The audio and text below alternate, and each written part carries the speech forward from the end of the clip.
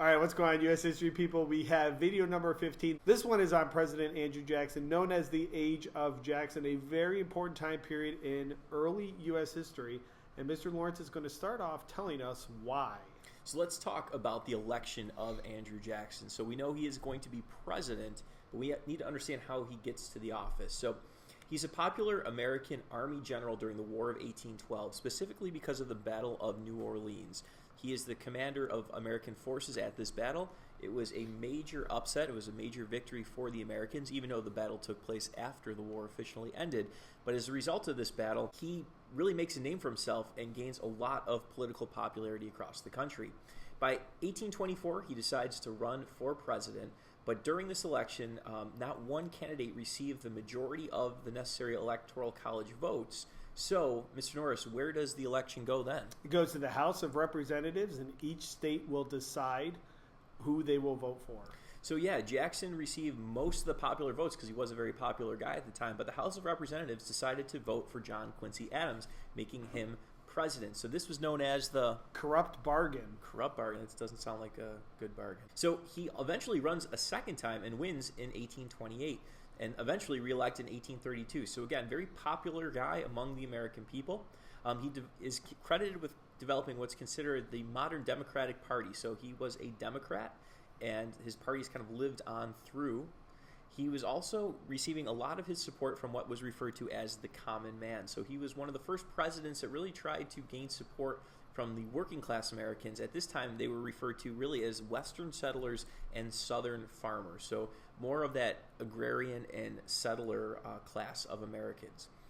States at this time will also really start to infuse more democracy into their system. So states will make it easier for some Americans to vote, not all Americans yet, but we're slowly starting to see that transition. Also, very important to remember when we're studying Andrew Jackson, he's going to be responsible for really supporting what's known as the spoil system.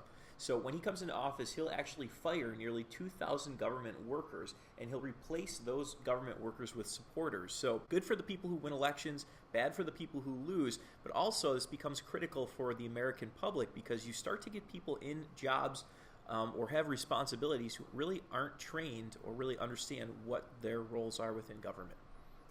All right, let's jump over to a tariff. If you remember, a tariff is a tax on foreign goods, and we're going to have an issue with tariffs. And we see this dude who looks strikingly similar to Dracula. His name is John C. Calhoun. He is a senator from South Carolina. Did you know, Mr. Lawrence, on Andrew Jackson's deathbed, he said one of his regrets was that he did not kill John C. Calhoun. Yeah, he wasn't a fan of Calhoun. Not at all. So Jackson's administration, he supported higher tariffs or taxes on imported goods. Now, this will raise the cost of goods for Americans, but the South is particularly going to be hard hit because they have to pay more without any protection for their goods, such as cotton.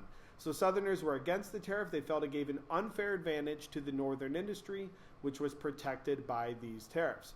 So Andrew Jackson's vice president, John C. Calhoun, this guy pictured here, he actually is going to argue that states have the right to nullify or not follow federal law if the state believed it was unconstitutional. He basically proposed that each state should have the ability of judicial review or to declare a law unconstitutional. Andrew Jackson, not a fan of this. So he's going to view Calhoun in South Carolina as acting as treasonous or acting as traitors. He wants to punish them severely, and he is really willing to almost use the military if need be, and the country is on the verge of a civil war. Ultimately, what's going to happen to avert that civil war is Congress will lower the tariff and Jackson will authorize federal troops to collect this tariff. So when studying Andrew Jackson's presidency, the issue of the Bank of the United States continues to become an issue from our early founding all the way through Jackson.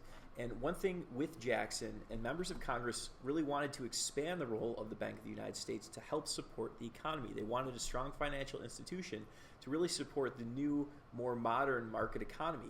But Jackson didn't have a positive view of this. He viewed it negatively, and really Jackson's supporters viewed it negatively, and they saw it as an institution of the wealthy and the elite. And as we know, Andrew Jackson gets a lot of his support from who politically? The common man. Yeah, so they're ones who are more interested in ownership of land and really not seeing the importance of a bank, specifically the importance of the government running a bank.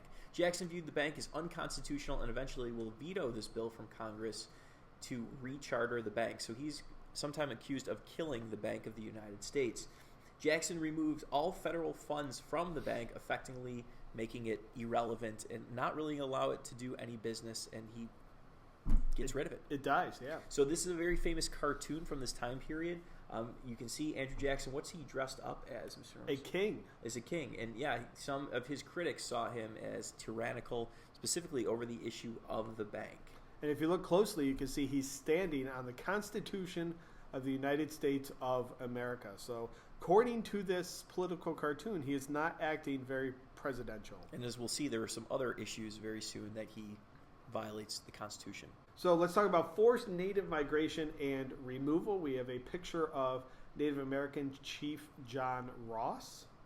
So the federal government is going to use treaties and military actions to move native tribes west of the Mississippi River. This is known as the Indian Removal Act, and Native Americans were often forced to give up their land that treaties gave them rights to. So they were told by the federal government, you could stay here, but then state governments are going to come in and try to push them off the land. So Andrew Jackson will support state policies of removing natives. He is not going to support the federal government position on this, but rather the state government's position on this. In 1832, the Cherokee tribe will sue the state of Georgia to prevent their removal. That's known as Cherokee Nation versus Georgia, but that case is going to be thrown out because Native Americans are determined to not be citizens of the U.S. at the time. So shortly later, we have another case called Worcester v. Georgia, in which the Supreme Court under John Marshall ruled that Georgia did not have the right to remove Cherokee from their land. So basically, the Supreme Court is saying you do not need to move Native Americans. Sounds like the case is settled. However, Georgia officials ignored the court ruling. Now, Andrew Jackson as president should have enforced the ruling, since that is the major job of the executive branch to enforce laws, but he does not support the court's ruling, and he allows for the Native Americans to be forced to move. If John Marshall made his decision, shouldn't he enforce it? That's what Andrew Jackson said, basically. Yeah, he called out John Marshall, said, you do something about it, but that's not John Marshall's job. That's the president's job. That's why he was standing on the Constitution. That's why he was standing on the Constitution in the previous slide. In 1838, we have the U.S. military is going to force Cherokees west on a forced journey known as the Trail of Tears, in which about 4,000 natives died during this forced journey.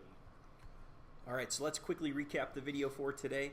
Election of Andrew Jackson, very important to understand. It's important also to understand this election for who were the people in the American society who were supporting him. Understanding the tariff crisis caused division within the United States and really put the U.S. on the brink of war. The bank war, it was referred to as Andrew Jackson's veto of the bank and his refusal to support it. Worcester v. Georgia, and also the Trail of Tears, understanding Native Americans being forced off their land, and the constitutional crisis of the president not supporting the actions of John Marshall and the Supreme Court. All right, guys, thanks for watching. We'll see you back for the next one, and have a good day.